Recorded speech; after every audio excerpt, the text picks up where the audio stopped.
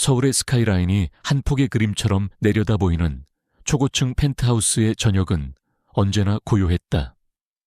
너무 고요해서 거실 한쪽에 서 있는 거대한 괴종시계의 초침 소리가 심장 박동처럼 공간 전체를 지배할 정도였다. 째깍, 째깍, 마치 주인의 얼마 남지 않은 생명을 재는 듯 그 소리는 냉정하고 규칙적으로 울려 퍼졌다. 대한민국 건축업계를 선도하는 제니스 건설의 대표이사. 차민주는 통유리창 앞에 서서 자신의 제국을 무감각하게 내려다보고 있었다. 유리에 비친 그의 모습은 완벽했다.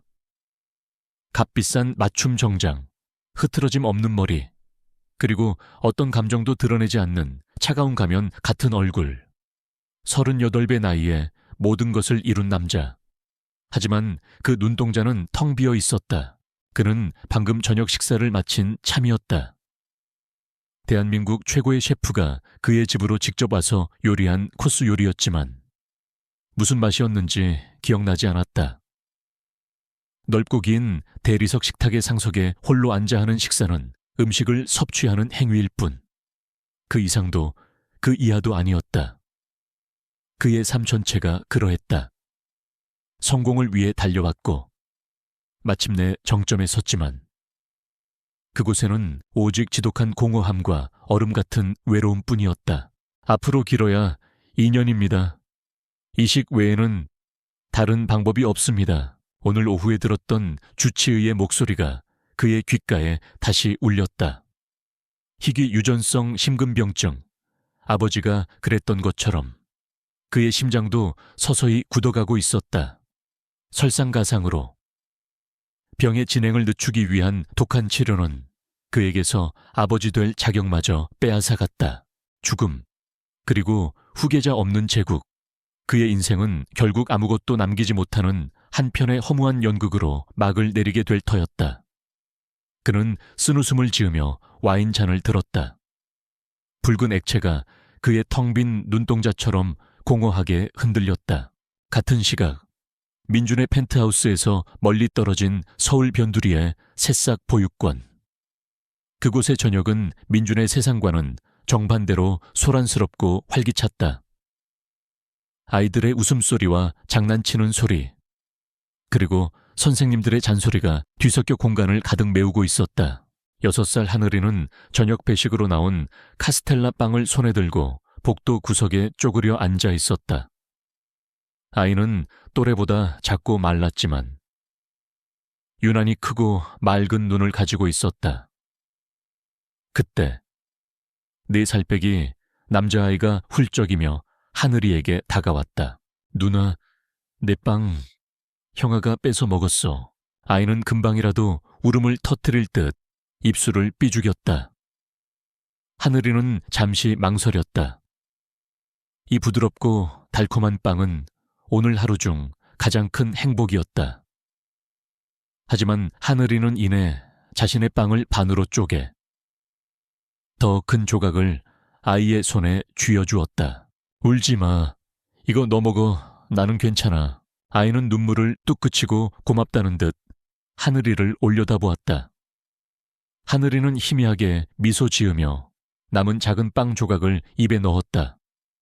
비록 양은 반으로 줄었지만 왠지 마음은 더 따뜻하고 배부른 것 같았다. 아이는 세상에서 가장 소중한 것을 나누는 법을 누구에게 배우지 않았음에도 이미 알고 있었다. 며칠 후 보육원에 귀한 손님들이 찾아왔다. 바로 보육원의 가장 큰 후원기업인 제니스 건설의 대표이사와 임원들이었다. 연말을 맞아 언론 홍보용 사진을 찍기 위한 연례 행사였다. 차민주는 기계적인 미소를 지으며 아이들에게 선물을 나눠주고 카메라 앞에서 원장과 악수를 했다. 그의 머릿속은 온통 자신의 병과 복잡한 회사 문제로 가득 차 있었다. 이 모든 것이 그에게는 의미 없는 위선처럼 느껴졌다. 그는 한시라도 빨리 이 지긋지긋한 행사를 끝내고 싶었다. 행사가 마무리되고 그가 막 보육원을 떠나려 할 때였다. 그의 발걸음을 멈추게 한 것은 아주 희미하게 들려오는 한 아이의 콧노래 소리였다. 그것은 그냥 노래가 아니었다.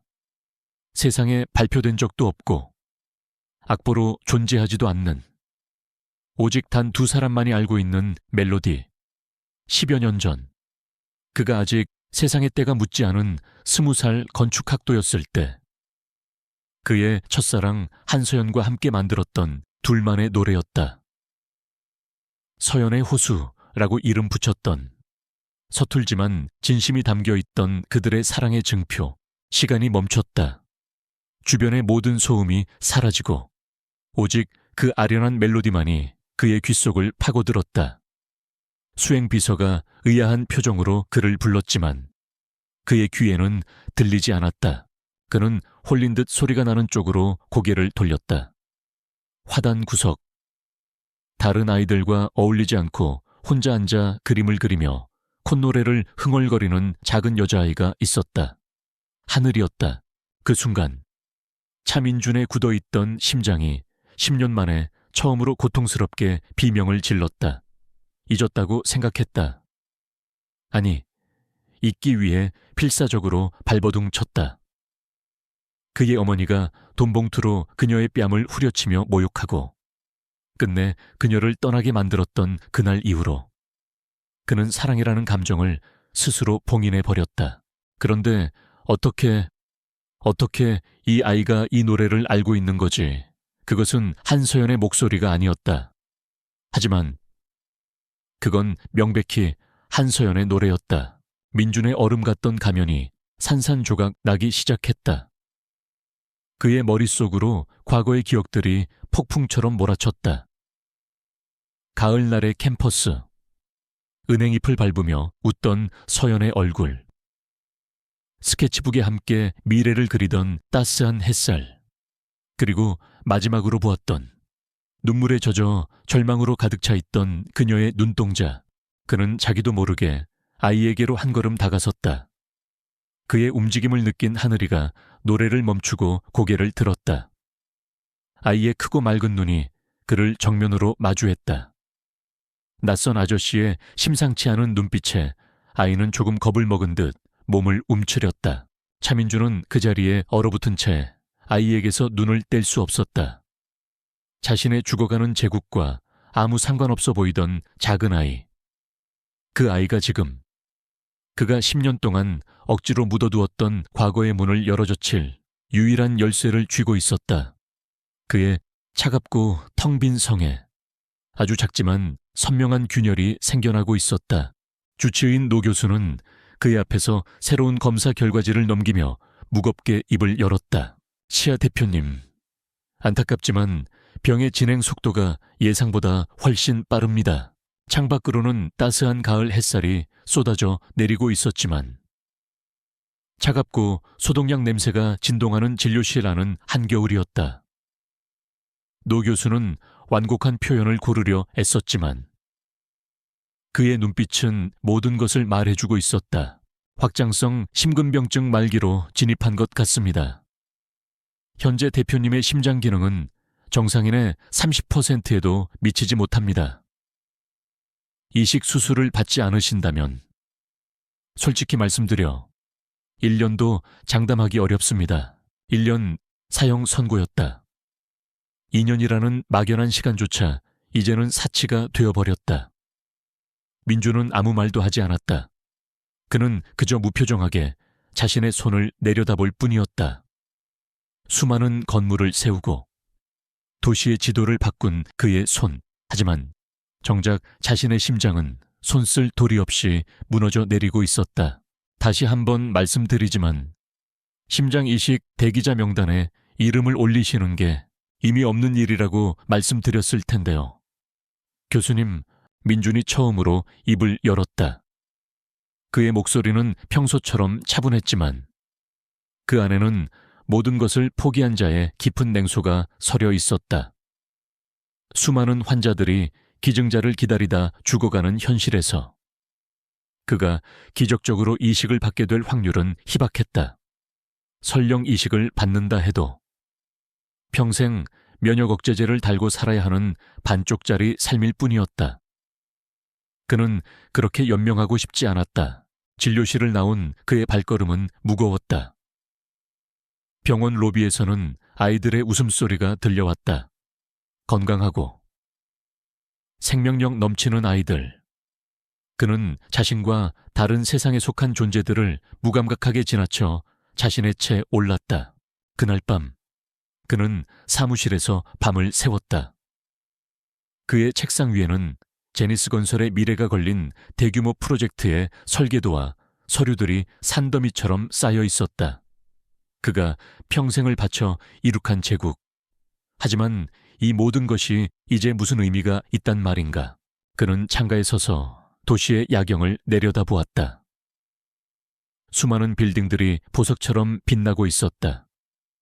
저 불빛 중 상당수는 그의 손에서 태어났다. 하지만 그가 죽으면 이 모든 것은 누구의 차지가 될까? 그의 머릿속에 친척들의 얼굴이 스쳐 지나갔다. 그의 재산을 호시탐탐 노리는 하이에나들. 그들은 그의 제국을 갈기갈기 찢어 자신들의 배를 불릴 것이다.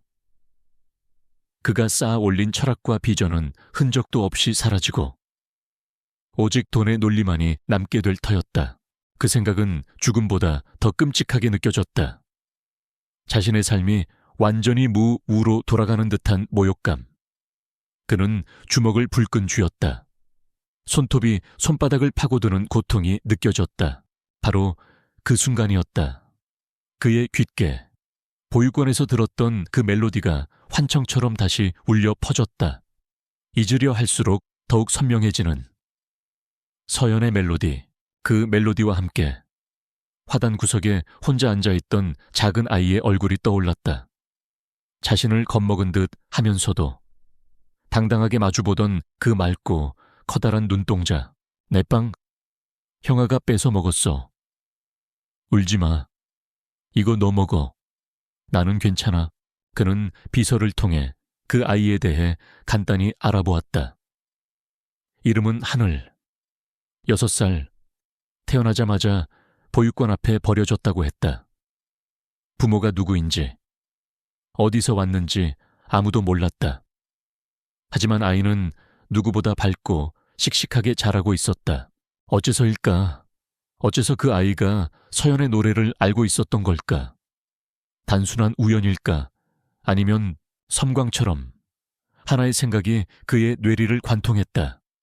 비이성적이고 충동적이며 어쩌면 미친 생각. 나의 제국을 하이에나들에게 넘겨줄 수는 없어. 내 유산은 건물이 아니라 사람이어야 해.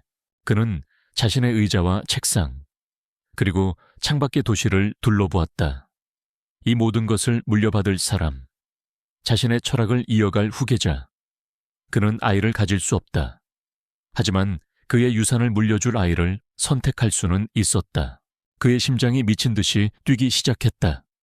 얼마 남지 않은 생명력을 모두 태우는 것처럼 격렬하게. 이것은 미친 짓이다. 죽어가는 남자가 아무 연고도 없는 아이를 갑자기 입양하겠다고 아이의 인생에 무슨 책임을 질 수 있단 말인가. 하지만 또 다른 목소리가 그의 내면에서 외쳤다. 이것이 너의 마지막 반항이라고. 텅 빈 삶을 의미 있는 것으로 바꿀 마지막 기회라고. 살아있는 유언장을 남기는 것이라고. 무엇보다 그는 확인하고 싶었다. 그 노래의 비밀을, 그 아이와 한서연 사이에 어떤 연결고리가 있는지 그는 미칠 듯이 알고 싶었다. 그것은 어쩌면 그가 10년간 외면해왔던 과거의 자신과 화해할 수 있는 유일한 기회일지도 몰랐다. 그는 더 이상 망설이지 않았다. 그는 자신의 책상으로 돌아가 수화기를 들었다. 그리고 회사의 고문 변호사인 김 변호사에게 전화를 걸었다. 김 변호사. 그의 목소리는 스스로도 놀랄 만큼 차분하고 단호했다. 입양 절차를 좀 알아봐 주게. 수화기 너머에서 김 변호사의 당황한 침묵이 흘렀다. 네, 대표님. 갑자기 무슨 말씀이십니까? 입양이라니요. 새싹 보육원에 있는 6살 여자아이야. 이름은 한을 가능한 한 가장 빠른 방법으로 진행해 줘. 필요한 서류는 모두 준비하고 비용은 얼마가 들어도 상관없어. 김 변호사는 무언가 더 물으려 했지만 민주는 그의 말을 잘랐다. 이건 내 결정이야 그냥. 시키는 대로만 해주게. 전화를 끄는 민주는 의자에 깊숙이 몸을 기댔다. 엄청난 결정을 내린 후에 탄력감이 온몸을 덮쳤다. 그는 방금 자신의 남은 인생 전부를 건 도박을 시작했다. 이제 다시는 이전으로 돌아갈 수 없었다.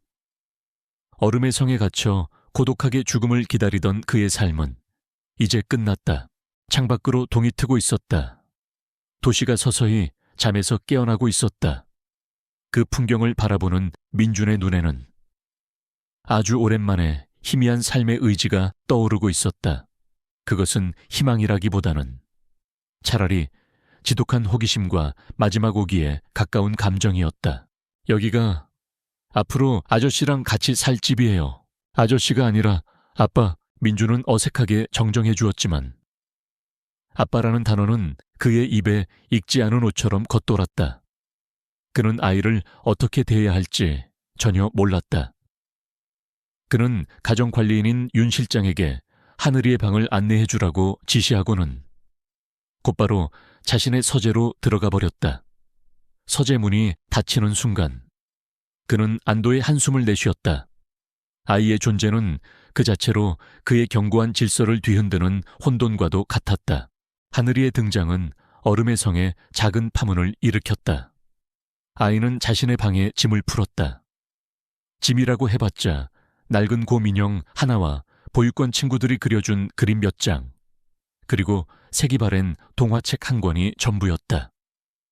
그 작고 소박한 물건들은 값비싼 가구들로 채워진 방 안에서 이질적인 섬처럼 떠 있었다. 그 평화는 오래가지 않았다. 다음 날 오후, 불청객이 성을 침범했다. 민준의 어머니이자 제니스 건설의 숨은 실세인 최은숙 회장이었다. 그녀는 연락도 없이 들이닥쳐 거실에서 곰 인형을 안고 그림을 그리고 있는 하늘이를 뱀처럼 차가운 눈으로 훑어보았다. 네가 정녕 미쳤구나. 차민준. 서재에서 나온 아들을 향해 최 회장이 쏘아붙였다. 그녀의 목소리에는 분노와 함께 경멸이 섞여 있었다. 어디서 근본도 없는 애를 들여서 우리 집안에 먹칠을 해. 네 몸도 성취하는 애가 무슨 생각으로 이런 짓을 벌이는 거냐. 제 결정입니다. 어머니, 그리고 이 아이, 이제 제 딸입니다. 함부로 말씀하지 마세요. 민준이 단호하게 맞받아쳤지만 최 회장의 기세는 꺾이지 않았다. 그녀는 하늘이를 보란 듯이 무시하며 오직 아들에게만 독서를 퍼부었다. 그 살벌한 분위기 속에서 작은 하늘이는 겁을 먹은 채 곰 인형을 더 꽉 껴안았다. 아이는 어렴풋이 자신 때문에 무서운 할머니와 아빠가 싸우고 있다는 것을 직감했다. 사건은 그날 저녁에 터졌다. 최 회장이 돌아간 후 삭막했던 분위기를 풀어주려 했던 젊은 메이드가 하늘이에게 다가왔다. 아가씨, 이거 드셔보세요. 프랑스에서 온 아주 맛있는 쿠키예요. 메이드는 선의로 자신이 아껴두었던 고급 쿠키를 건넸다. 낮 동안 겁에 질려있던 하늘이는 다정한 손길에 경계를 풀고 감사하다는 인사를 한 뒤 쿠키를 받아 한 입 베어 물었다. 고소한 견과류 맛이 입안에 퍼졌다. 바로 그 순간 아이의 몸이 이상 반응을 보이기 시작했다. 하늘이는 갑자기 목을 움켜쥐며 쌕쌕거리는 거친 숨을 몰아쉬었다. 얼굴이 순식간에 붉게 부어오르기 시작했고 아이는 극심한 고통에 몸부림쳤다. 아가씨, 왜 그러세요? 메이드의 비명소리에 서재에 있던 민준이 뛰쳐나왔다. 아이의 모습을 본 순간 그의 머릿속은 새하얗게 비었다. 아나필락시스 쇼크. 그것은 자신을 평생 괴롭혀온 지긋지긋한 악몽과 똑같은 증상이었다. 땅콩, 이 쿠키에 땅콩 들었어. 그의 고함에 메이드는 사색이 되어 고개를 끄덕였다. 민주는 욕설을 내뱉으며 아이를 번쩍 안아들었다. 그의 머릿속에서 이성적인 판단 따위는 사라졌다. 오직 아이를 살려야 한다는 원초적인 본능만이 그를 지배했다. 그의 심장이 터질 듯이 뛰었다. 자신의 죽음 앞에서도 이토록 절박한 공포를 느껴본 적은 없었다. 그는 미친 듯이 차를 몰아 가장 가까운 대학병원 응급실로 향했다. 응급실의 소란과 긴박한 처치가 끝나고 하늘이는 다행히 안정을 되찾았다. 작은 아이는 링거를 꽂은 채 병실 침대에서 색색거리며 잠들어 있었다. 민주는 뜬 눈으로 밤을 새우며 아이의 곁을 지켰다. 아이의 작은 손을 잡고 있자니 이상하게도 자신의 거친 심장 박동이 조금은 진정되는 것 같았다. 다음 날 아침 담당 교수가 회진을 돌며 하늘이의 상태를 살폈다. 다행히 위기는 넘겼습니다. 하지만 앞으로는 정말 조심하셔야 합니다. 이 아이, 땅콩 알레르기가 아주 심각한 수준입니다. 교수는 차트를 넘겨보더니 고개를 갸웃하며 민준을 바라보았다. 그런데 정말 신기한 우연이군요. 보호자이신 차민준 대표님도 동일한 알레르기를 가지고 계시네요. 보통 이 정도로 심한 땅콩 알레르기는 유전병 수준으로 드문 경우인데. 허허, 정말 부녀지간이라도 해도 믿겠습니다. 교수는 대수롭지 않게 웃으며 말했지만 그 말은 민준의 심장에 거대한 망치처럼 내리꽂혔다. 부녀지간 보육원에서 들었던 노래, 그리고 유전병 수준의 희귀 알레르기. 두 개의 점이 하나의 선으로 이어지며 그의 머릿속에 섬광 같은 의심을 만들어냈다. 그날 저녁 퇴원한 하늘이를 데리고 집에 돌아온 민주는 본계 다녀온 최 회장과 마주쳤다. 어머니께 드릴 말씀이 있습니다. 그는 잠든 하늘이를 침대에 눕히고 나와 최 회장 앞에 섰다. 하늘이도 저와 똑같은 땅콩 알레르기가 있습니다. 아주 심각한 수준입니다. 앞으로 이 집안의 땅콩과 관련된 모든 음식은 절대 들여서는 안 됩니다. 그는 사실을 전달하려는 의도였지만 그 말을 들은 최 회장의 반응은 이상했다. 그녀는 아이의 건강을 걱정하는 대신 순간적으로 얼굴이 새하얗게 굳었다. 그녀의 눈동자가 겁에 질린 듯 심하게 흔들렸다. 별 우연도 다 있구나. 최 회장은 애써 태연한 척하며 찻잔을 들었지만 그녀의 손은 미세하게 떨리고 있었다. 그깟 알레르기 가지고 유난 떨지 마라. 어차피 우리 집안 핏줄도 아닌 애를. 그녀는 황급히 말을 돌리며 자리를 피했다. 민주는 싸늘하게 식어가는 그녀의 찻잔과 그녀가 사라진 복도를 번갈아 보았다. 단순한 우연이라고 하기에는 어머니의 눈은 너무나 겁에 질려 있었다. 그 순간 민준의 마음속에서 하나의 가설이 싹트기 시작했다. 말도 안 되고 있어서는 안 될, 하지만 너무나도 끔찍하게 모든 조각을 꿰어 맞추는 가설. 그의 차가운 이성이 경고를 보냈지만 한번 피어난 의심의 불씨는 그의 심장 속에서 맹렬하게 타오르기 시작했다. 제니스 건설의 중요한 이사회, 해외 투자자들과의 화상회의가 한창이던 순간이었다. 민주는 평소처럼 냉철하고 카리스마 넘치는 모습으로 프로젝트를 지휘하고 있었다. 바로 그 순간 심장을 쥐어짜는 듯한 극심한 통증이 그를 덮쳤다. 눈앞이 아찔해지며 회의실의 모든 소리가 멀어져 갔다. 그는 책상 모서리를 붙잡고 버텨보려 했지만 몸은 그의 의지를 배신했다. 쿵 하는 소리와 함께 그의 몸이 바닥으로 쓰러졌다. 다시 눈을 떴을 때 그는 병원의 새하얀 VIP 병실 천장을 마주하고 있었다. 곁에는 그의 부모님과 주치의인 노 교수가 침통한 얼굴로 서 있었다. 민준아, 정신이 드니 어머니 최은숙 회장이 그의 손을 잡으며 울먹였다. 하지만 민준의 시선은 노 교수에게로 향했다. 그는 자신의 몸 상태를 직감하고 있었다. 노 교수는 무겁게 입을 열었다. 대표님, 심장이 더 이상 현재의 치료를 감당하지 못하고 있습니다. 약물 부작용으로 인해 재생불량성 빈혈이라는 합병증까지 왔습니다. 이 상태로는 심장 이식 수술 자체를 버텨낼 수 없습니다. 민준의 심장이 차갑게 가라앉았다. 그래서 결론이 뭡니까? 골수 이식이 시급합니다. 골수 이식을 통해 조혈모 세포를 정상화시켜야만 다음 단계를 기약할 수 있습니다. 골수 이식. 그것은 오직 직계가족이나 혈연 관계에 있는 사람에게서만 받을 수 있는 마지막 희망이었다. 하지만 이어진 노 교수의 말은 그 희망마저 앗아갔다. 두 분 회장님의 조직적 합성 항원 HLA 검사를 진행했지만 안타깝게도 일치하지 않았습니다. 기증자를 찾기 위해서는 혹시 다른 직계가족이나 형제 자매가 있으십니까? 민주는 허탈하게 웃었다. 그는 외아들이었다. 다른 직계가족은 존재하지 않았다. 결국 모든 문이 닫혔다. 그는 이 새하얀 병실 안에서 서서히 죽어갈 운명이었다.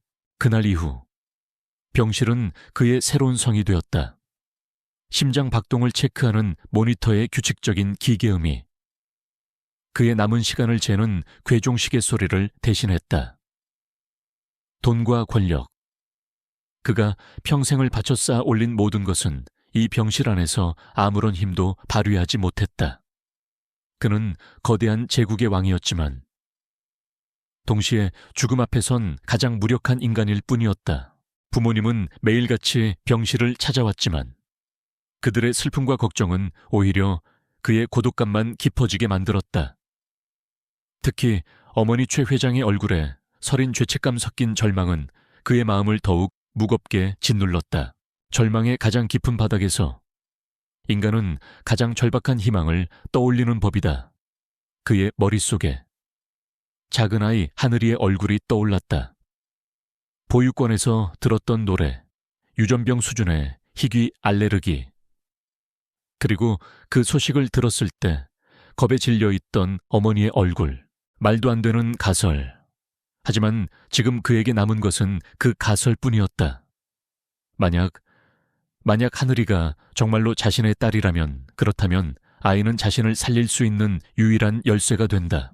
그는 비서에게 연락해 하늘이를 병원으로 데려오게 했다. 작은 아이는 며칠 만에 보는 아빠의 수척한 모습에 놀라 아무 말도 못하고 그의 손만 꼭 잡았다. 아빠, 조금, 하지만 하늘이 보니까 괜찮아질 것 같아. 민주는 힘겹게 미소 지으며 아이의 머리를 쓰다듬었다. 그는 아이의 순수한 눈망울 속에서 잊고 있던 첫사랑 서연의 얼굴을 보았다. 그는 더 이상 주저할 수 없었다.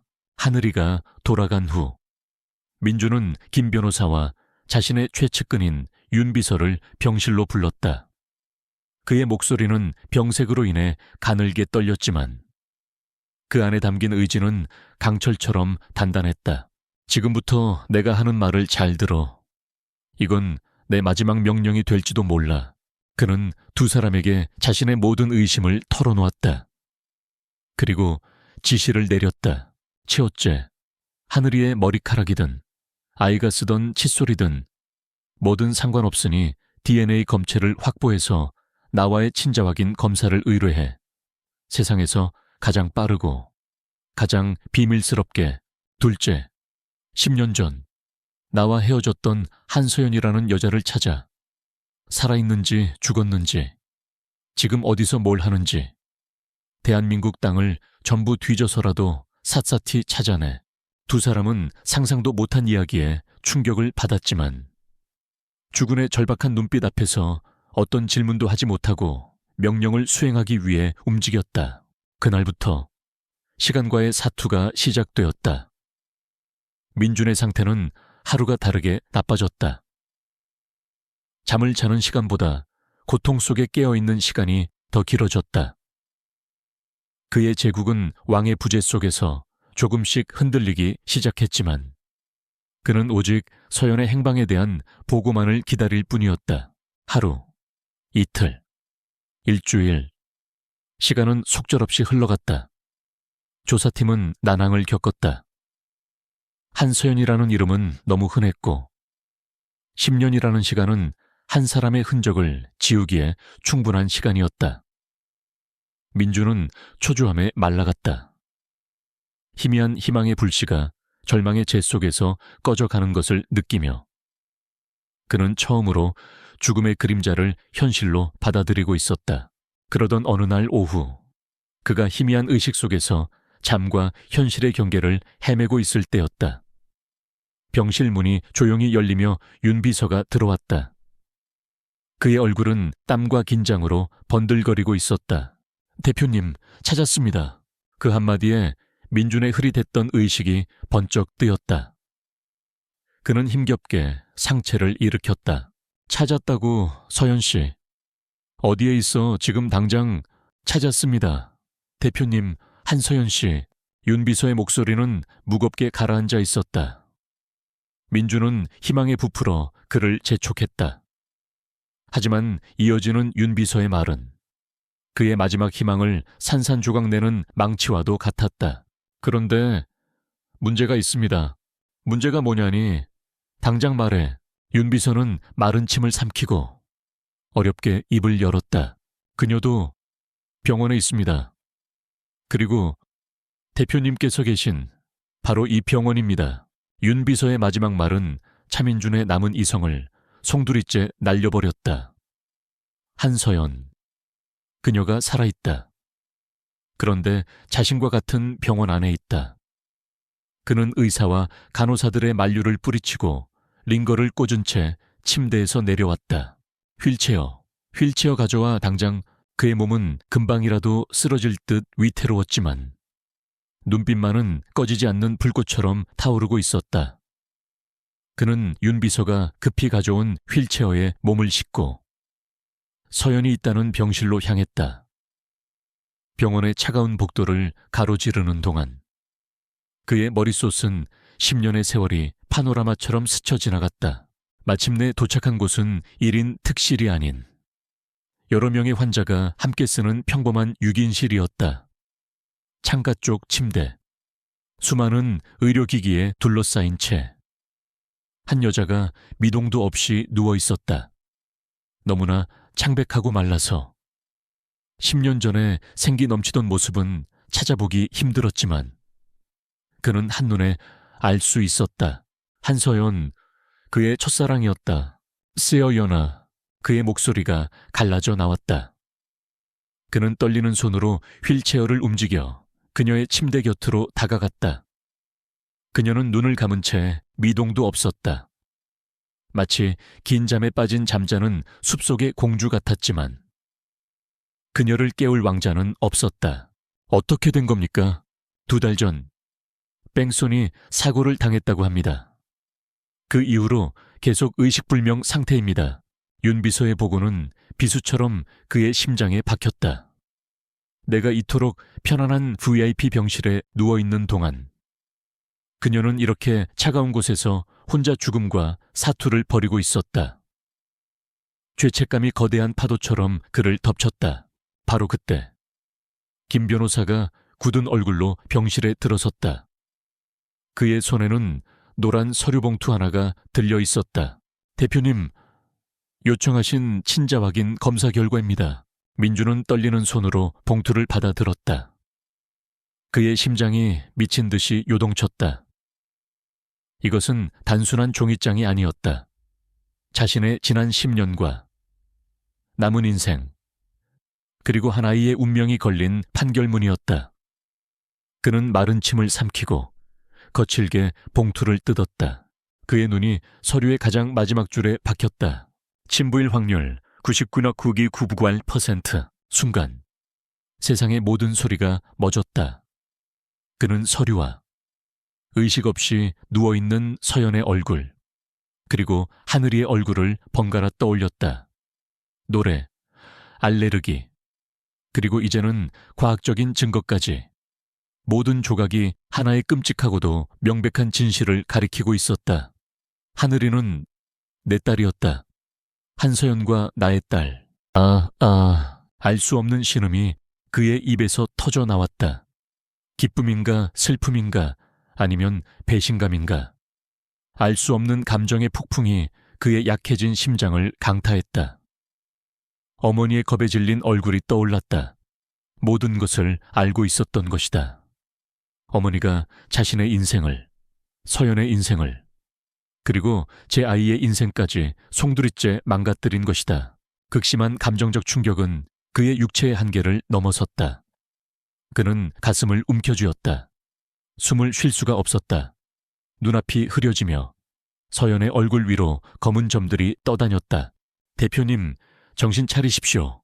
김 변호사와 윤 비서의 다급한 외침을 마지막으로 그의 의식은 깊은 어둠 속으로 가라앉았다. 삐, 삐, 삐. 심정지 경보음이 병실 복도를 찢을 듯이 울려 퍼졌다. 의료진이 미친 듯이 뛰어다녔고 제세동기의 충격음이 연이어 터져 나왔다. 차민주는 삶과 죽음의 경계선에서 사투를 벌이고 있었다. 모든 소란이 중환자실로 옮겨간 후 서연의 병실에는 다시 정적이 찾아왔다. 바로 그때였다. 기적은 가장 절망적인 순간에 찾아오는 법이다. 서연의 침대 옆, 그녀의 생체 신호를 보여주는 모니터의 파형이 미세하게 변하기 시작했다. 아무도 없는 병실에서 그녀의 손가락이 아주 작게 움찔거렸다. 그리고 천천히, 아주 천천히 10년 동안 닫혀있던 그녀의 눈꺼풀이 가늘게 떨리며 열렸다. 소식을 듣고 병원으로 달려온 최은숙 회장은 아들이 중환자실에 있다는 말에 혼절 직전이었다. 아들을 살리기 위해 무슨 짓이든 하겠다고 울부짖던 그녀는 뒤이어 들려온 또 다른 소식에 피가 멎는 듯한 충격을 받았다. 한서연이 깨어났다는 것이었다. 그녀는 홀린 듯 서연의 병실로 향했다. 아들의 목숨이 경각에 달린 이 상황이 저 아이 때문에 벌어진 일이라는 비이성적인 분노와 자신의 비밀이 탈로 날지도 모른다는 공포가 그녀를 사로잡았다. 병실 문을 열었을 때 그녀는 막 의식을 되찾은 서연과 마주했다. 서연은 아직 상황 파악이 되지 않는 듯 낯선 천장을 멍하니 바라보고 있었다. 네가 왜 지금 깨어나? 차라리 그냥 최 회장이 이성을 잃고 악담을 퍼부으려던 순간 막 응급처치를 받고 휠체어에 실려온 민준이 병실로 들어왔다. 그의 얼굴은 시체처럼 창백했지만 그의 눈은 어머니를 향한 불타는 분노로 이글거리고 있었다. 그때 서연이 아주 작은 목소리로 입을 열었다. 그녀의 첫 마디는 최 회장도 민준도 아닌 다른 누군가를 향한 것이었다. 제 유리 하늘이 어디 있나요? 그 한마디에 최 회장의 마지막 방어벽이 무너져 내렸다. 그녀는 그 자리에 주저앉아 오열하기 시작했다. 그녀의 울음 속에서 10년간 묻혀있던 가혹한 진실이 터져 나왔다. 내가 그랬다. 내가 너한테 돈을 주며 헤어지라고 했어. 네가 임신한 걸 알았지만 내 아들 앞길에 방해가 될까봐 모른 척했어. 아이를 낳았다는 소식을 듣고 그 아이를 내게서 떼어놓으려고 했지만 네가 사라져버렸어. 다 내 잘못이다. 이 모든 게 다 나 때문이야. 그녀의 자백은 모든 사람의 심장에 비수처럼 박혔다. 민주는 자신의 어머니가 저지른 짓에 잔인함에 말을 잃었다. 서연의 눈에서는 뜨거운 눈물이 쉴 새 없이 흘러내렸다. 바로 그때 간호사가 하늘이의 손을 잡고 병실로 들어왔다. 아이는 잠에서 깬 엄마의 모습을 보고는 꿈인지 생시인지 구별하지 못하고 그 자리에 멈춰 섰다. 엄마, 하늘아, 내 딸. 서연이 울먹이며 손을 뻗었다. 하늘이는 그제야 왕 하고 울음을 터뜨리며 엄마의 품으로 달려갔다. 이 모든 비극과 기적이 교차하는 혼돈의 순간 담당 교수가 다급하게 병실로 들어왔다. 그의 손에는 방금 나온 하늘이의 조직검사 결과지가 들려 있었다. 그는 창백한 민준을 바라보며 떨리는 목소리로 말했다. 기적입니다. 대표님, 기적이에요. 하늘양과 대표님의 조직적 합성 항원이 100% 일치합니다. 가혹한 진실은 동시에 유일한 구원이었다. 10년의 세월을 돌아 엇갈린 운명은 마침내 한 아이를 통해 가장 절박한 형태로 다시 이어지려 하고 있었다. 차민준과 하늘이의 골수이식 수술은 성공적으로 끝났다. 기적적으로 일치한 조직은 거부 반응 없이 민준의 몸에 새로운 생명의 씨앗을 심었다. 위기는 지나갔지만 세 사람의 세상에는 아직 해결해야 할 과거의 잔해들이 남아 있었다. 민준이 회복실에서 일반 병실로 옮겨진 첫날, 그의 어머니 최은숙 회장이 찾아왔다. 10년은 늙어버린 듯한 초췌한 얼굴이었다. 그녀는 아들의 침대맡에 서서 아무 말도 하지 못하고 눈물만 흘렸다. 민준은 창밖을 바라보며 시선 한 번 주지 않은 채 차갑게 입을 열었다. 어머니께서 제게 주신 건 생명이었습니다. 그의 목소리는 너무나 고요해서 오히려 더 잔인하게 들렸다. 하지만 제 인생은, 제 행복은 어머니께서 앗아가셨습니다. 서연이의 인생도, 그리고 제 딸아이의 어린 시절까지도요. 민준아, 내가 잘못했다. 이 어미가 다 잘못했다. 용서를 구하지 마십시오. 지금의 저는 어머니를 용서할 수 없습니다. 그의 말은 비수처럼 최 회장의 가슴에 박혔다. 민준은 천천히 고개를 돌려 처음으로 어머니의 눈을 마주했다. 그의 눈에는 분노가 아닌 깊이를 알 수 없는 슬픔과 체념이 담겨 있었다. 하지만 기회는 드리겠습니다. 용서는 말로 받는 것이 아니라 행동으로 얻어내는 것이니까요. 지금부터 어머니는 제 어머니가 아닌 한서연 씨의 보호자이자 하늘이의 할머니로서 속죄하십시오. 서연 씨의 재활 치료비, 그리고 하늘이의 미래를 위한 모든 것을 책임지세요. 그것이 제가 어머니께 바라는 유일한 것입니다. 그것은 아들로서 내리는 마지막 통보이자 그녀가 잃어버린 신뢰를 되찾을 수 있는 유일한 길이었다. 최은숙 회장은 흐느끼며 고개를 끄덕이는 것 외에 아무것도 할 수 없었다. 그녀는 평생을 바쳐 아들을 위한 길이라 믿었던 모든 행동이 결국 아들을 가장 깊은 나락으로 밀어넣었다는 사실을 깨달으며 무너져 내렸다. 그날 이후 병실에는 새로운 일상이 시작되었다. 아직 몸을 가누기 힘든 민준과 오랜 병상 생활로 재활치료가 필요한 서연, 그리고 두 사람 사이를 종종거리며 오가는 작은 천사 하늘이. 세 사람은 어색하지만 조심스럽게 서로의 상처를 보듬으며 가족기라는 그림을 다시 그려나가기 시작했다. 민준은 난생 처음으로 아빠의 역할을 배웠다. 그는 서툰 솜씨로 하늘이의 동화책을 읽어주었고 아이와 함께 유치한 보드게임을 하며 시간을 보냈다. 아이의 웃음소리는 그가 평생 들어왔던 그 어떤 음악보다도 아름답게 그의 텅 빈 심장을 채웠다. 서연은 휠체어에 의지한 채 재활에 매달렸다. 10년의 세월과 그동안의 고생은 그녀에게서 많은 것을 앗아갔지만 그녀의 맑은 눈빛만은 여전했다. 그녀는 민준과 하늘이가 함께 있는 모습을 보며 잃어버린 시간에 대한 슬픔과 되찾은 미래에 대한 희망이 뒤섞인 눈으로 조용히 미소 짓곤 했다. 하늘이는 마침내 그토록 그리워하던 엄마와 존재조차 몰랐던 아빠를 모두 얻었다. 아이는 두 사람의 사랑을 듬뿍 받으며 하루가 다르게 밝아졌다. 아이의 천진난만한 존재 자체가 두 사람에게는 가장 강력한 치유제였다. 어느 날 밤, 하늘이가 두 사람 사이에 간이 침대에서 잠든 후였다. 병실에는 고요한 정적이 흘렀고 창밖으로는 도시의 불빛이 별처럼 반짝였다. 서연이 먼저 침묵을 깼다. 그날 왜 날 찾아오지 않았어요? 그녀의 목소리는 원망이 아닌 순수한 궁금증이 담겨 있었다. 민주는 잠시 천장을 바라보다가 힘겹게 입을 열었다. 무서웠어. 당신을 잃는 것도.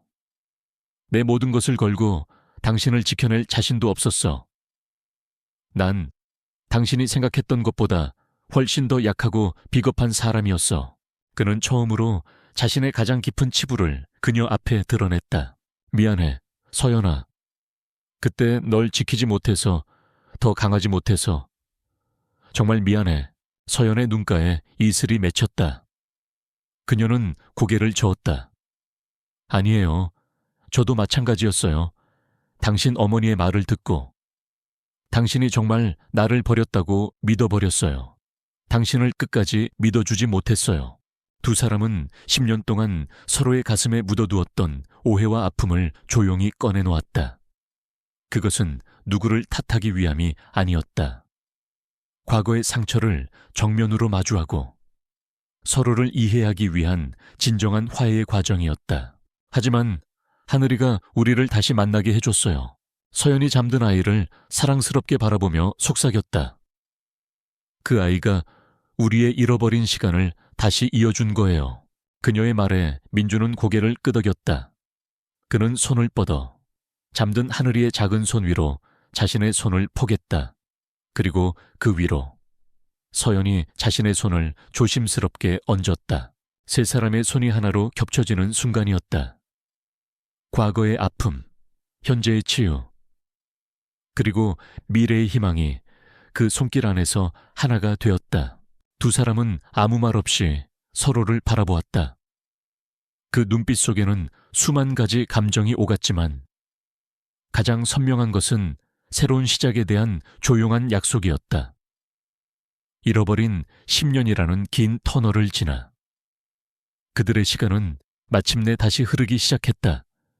상처로 얼룩졌던 과거를 딛고 이제 세 사람은 진짜 가족으로서의 첫걸음을 내딛고 있었다. 기획안의 마지막 7번째 단계, 그 감동적인 에필로그. 제7장입니다. 제7장 여름 하늘 아래 추홍 세블바우 트로이 인가이 하. 에필로그. 그로부터 3년이라는 시간이 흘렀다. 죽음의 문턱을 넘나들던 혹독한 계절은 아득한 과거가 되었고 세 사람의 세상에는 눈부신 여름이 찾아와 있었다. 기적적으로 건강을 회복한 차민주는 더 이상 얼음의 성에 자신을 가두지 않았다. 그는 제니스 건설의 경영 일선에서 한 걸음 물러나 전문 경영인에게 대부분의 업무를 위임했다. 마철루를 세우는 것보다 한 아이의 아빠로서, 한 여자의 남편으로서의 삶이 그에게는 더없이 소중한 가치라는 것을 깨달았기 때문이었다. 그의 얼굴에서 과거의 냉소적인 그림자는 완전히 사라졌고 그 자리에는 따뜻하고 온화한 미소가 자리 잡았다. 한서연은 다시 붓을 잡았다. 10년간 멈춰있던 그녀의 예수로는 지난날의 아픔을 자양분 삼아 더욱 찬란하게 피어났다. 다시 Big Light Again 이라는 제목으로 열린 그녀의 첫 개인전은 미술계에 큰 반향을 일으켰다. 그녀의 그림에는 고통과 환희, 절망과 희망이 공존했다. 사람들은 그녀의 작품 앞에서 깊은 위로와 감동을 받았다. 특히 병실 침대에서 잠든 아빠와 딸을 그린 기적이라는 작품은 수많은 이들의 눈시울을 적셨다. 그녀는 더 이상 불운한 여인이 아닌 자신의 상처를 예술로 승화시킨 위대한 예술가로 다시 태어났다. 두 사람은 함께 서연과 하늘 재단을 설립했다. 과거 서연처럼 세상의 편견과 어려운 환경 속에서 홀로 아이를 키우는 미혼모들을 돕기 위한 재단이었다. 민준의 부하 서연의 따뜻한 공감 능력은 수많은 가정에 새로운 희망을 선물했다. 그들은 자신들의 고통스러운 과거가 누군가에게는 희망의 씨앗이 될 수 있다는 사실에 깊은 감사를 느꼈다. 어느 눈부신 여름날 오후, 세 사람은 한강공원의 푸른 잔디밭 위에 있었다. 9살이 된 하늘이는 이제 보육원의 작고 마른 아이가 아니었다. 엄마 아빠의 사랑을 듬뿍 받아 햇살처럼 밝고 건강한 소녀로 자라 있었다. 아바, 더 높이 더 높여. 하늘이가 까르르 웃으며 잔디밭을 달렸다. 아이의 작은 손에 들린 얼레에서 풀려나간 연이 바람을 타고 파란 여름 하늘 위로 아찔하게 솟아올랐다. 민주는 아이의 뒤를 따라 함께 달려주며 웃었다. 그의 웃음소리는 그 어떤 계약 성사 소식보다도 기쁘고 힘찼다. 서연은 돗자리에 앉아 그런 두 사람의 모습을 캔버스에 담듯 사랑스러운 눈으로 바라보고 있었다. 모든 것이 꿈만 같았다. 10년 전, 그를 떠나던 날, 그녀는 자신의 인생이 끝났다고 생각했다. 하지만 절망의 끝에서 그녀는 모든 것을 되찾았다. 아니, 이전보다 더 크고 완전한 행복을 얻었다. 민준이 하늘이에게 연을 넘겨주고 서연의 곁으로 와 앉았다. 그는 아내의 어깨를 부드럽게 감싸 안았다. 당신을 다시 만난 게 아직도 꿈만 같아. 서연이 그의 어깨에 머리를 기대며 속삭였다. 민주는 그녀의 이마에 입을 맞추며 대답했다. 나한테는 당신과 하늘이가 내 삶의 이유야. 매일 아침 눈을 뜨게 해주는 기적이고. 두 사람은 말없이 서로를 바라보았다. 그 눈빛 속에는 굳이 말로 하지 않아도 될 깊은 사랑과 신뢰, 그리고 감사함이 가득 담겨 있었다. 저 멀리서 하늘이가 손을 흔들었다. 엄마, 아빠 이것 좀 봐요. 내 연이 제일 높이 날아요. 두 사람은 아이를 향해 함께 손을 흔들어 주었다. 아이의 행복한 웃음소리가 바람을 타고 실려왔다. 연은 자유롭게 하늘을 날고 있었다. 마치 온갖 시련과 중력을 이겨내고 마침내 자신의 자리를 찾은 그들의 가족처럼, 그들의 사랑과 희망처럼. 끝없이 눈부시게 이야기는 여기서 막을 내립니다. 하지만 차민준과 한서연, 그리고 사랑스러운 하늘이의 삶은 이 여름 하늘 아래에서 계속될 것입니다. 그들의 이야기가 여러분의 마음에 작은 온기와 희망의 불씨를 남겼기를 바랍니다. 이 이야기가 마음에 드셨다면 채널을 구독하고 좋아요를 눌러주세요. 여러분의 응원은 제가 더 많은 이야기를 세상에 꺼내놓을 수 있는 가장 큰 힘이 됩니다. 알림 설정도 잊지 마시고 다음 이야기에서 다시 만나요. 감사합니다.